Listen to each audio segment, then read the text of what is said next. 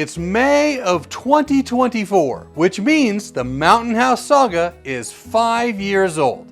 I figure it's time for a review. In our utility room, we decided against going with the wildly overpriced garage epoxy and just went for garage paint. The paint has held up fairly well, although we do have a few chips in places, usually from me dropping something heavy. Hold on to this.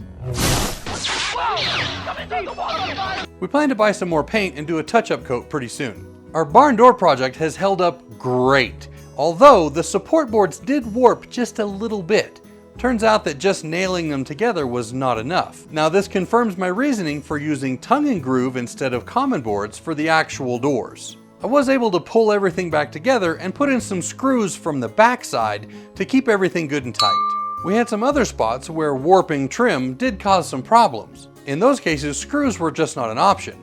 Fortunately, so far, adding more nails has been enough. Of course, one of our bigger projects was shiplapping all of the ceilings in the basement. I am really glad we went with shiplap for these ceilings. It was a lot of work and it was super expensive, but it has been great to be able to take the ceiling apart whenever we needed to access something. We've run electrical and internet lines, we've fixed plumbing issues, and while it's really gross, it is part of living in the woods, mice. On the rare occasions when we hear one of those little buggers scurrying around in the ceiling, we can open it up and set some traps. There's been some warping of the wood here too, but it's not really that noticeable.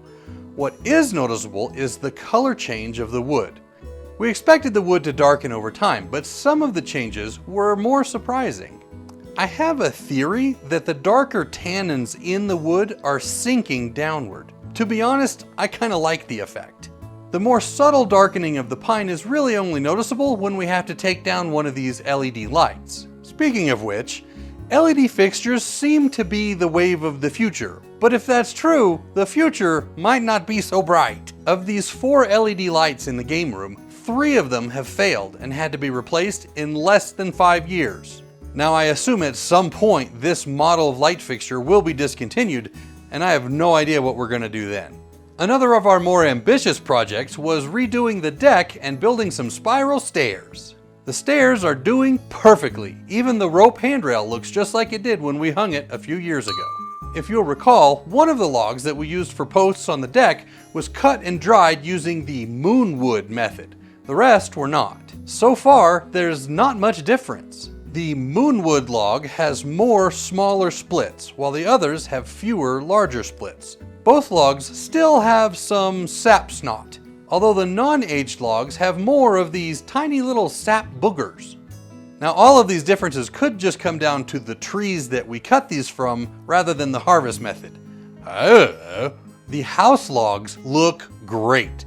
Now we do need to do a better job of cleaning them after the summer pine pollen season, and next year they'll be due for a new coat of sealant. The deck stain is doing pretty good, although in the places where the snow piles up, it does look a little dingy. Now last summer, I sanded and restained this one section that gets the most snow. I must have put on that second coat of stain a little too thick because this year it's peeling. And finally, the metal roof on the shed has exceeded our expectations.